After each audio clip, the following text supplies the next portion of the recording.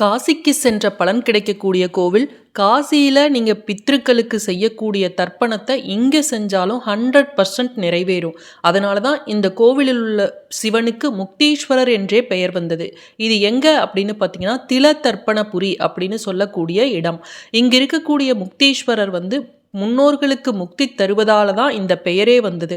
இங்கு ராமரும் லக்ஷ்மணரும் தன்னுடைய தந்தை தசரதருக்காகவும் ஜடாயுக்காகவும் எல் வைத்து தர்ப்பணம் செய்த தலம் அப்படிங்கிறதுனால தான் இதற்கு பெயரே தில தர்ப்பணபுரி என்று அழைக்கப்பட்டது. திலம் அப்படின்னா எல். எந்த ஒரு தளத்தில் போய் நம்ம பித்ருக்காரியங்கள் செஞ்சாலும் பித்ருக்களுக்கு பிண்டம் வச்சாலும் அவங்களே கை நீட்டி வாங்கி கொள்கின்ற தலம்னு பார்த்தீங்கன்னா ஒரு சில இடங்கள் தான். அதில் இந்த தில தர்ப்பணபுரியும் ஒன்று. நம்ம வைக்கக்கூடிய பிண்டம் சூரிய பகவான் மூலமாக பித்ரு தேவதைகள் மூலமாக பித்ருக்களுக்கு போய் சேரும். ஆனால் இந்த தில தர்ப்பணபுரியில் நம்ம செய்யக்கூடிய பித்ரு பிண்டத்தை பித்ருக்களே கை நீட்டி வாங்கிக்குவாங்க, நேரடியாக வாங்குவாங்க.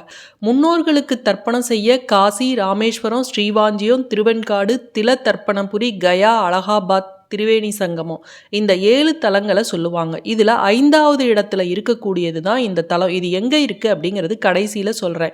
இந்த கோயிலோட சிறப்பை பற்றி முழுவதுமாக தெரிந்து கொண்டு இந்த கோவிலுக்கு போங்க. பிரம்மாவுக்கு ஒரு முறை சாபம் கிடைத்தது. அந்த சாபம் நீங்குவதற்காக அவரும் இந்த தலத்தில் தான் தவம் இருந்தார். சிவபெருமான் தடுத்தும் கேளாமல் தன்னோட தந்தை நடத்திய யாகத்திற்கு போய் அவமானப்பட்ட தாட்சாயினி தன்னுடைய அவமானம் நீங்குவதற்கு இந்த திலதைபதியில், அதாவது தில தர்ப்பணபுரியை தான் திலதைபதினு சொல்லுவாங்க, இங்கு இருக்கக்கூடிய ஒரு புற்றின் கீழ் தவம் செய்து கொண்டிருந்தார். விஷயமறிந்த பிரம்மா புற்றை வெட்ட அம்பிகை தரிசனம் தந்தார். சிவன் பார்வதி இருவரையும் வழிபட்ட பிரம்மாவின் சாபம் நீங்கியது. இந்த கோவில்ல ராமர் தர்ப்பணம் செய்யும் போது மாதா, பிதா, குரு, தெய்வம் 4 பேத்துக்கும் பிண்டம் வச்சு பூஜை பண்ணாரு. அந்த 4 பிண்டங்களும் 4 லிங்கங்களா மாறுது. அந்த 4 லிங்கங்களும் கருவறைக்கு பின்பக்கம் இருக்கு. அது மட்டும் இல்லாம ராமர், லக்ஷ்மணர் இப்படி பிண்டம் வைத்து வழிபட்ட அந்த காட்சியானது சிற்பமாக இங்கு இருக்கு.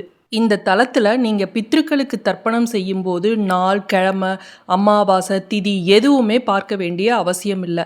இந்த தலத்தில் மட்டும்தான் உலகத்திலேயே இல்லாத அதிசயமாக மனித முகத்துடன் விநாயகர் இருக்கிறாரு. ஆதி விநாயகர் அப்படின்னு இந்த விநாயகரை சொல்லுவாங்க.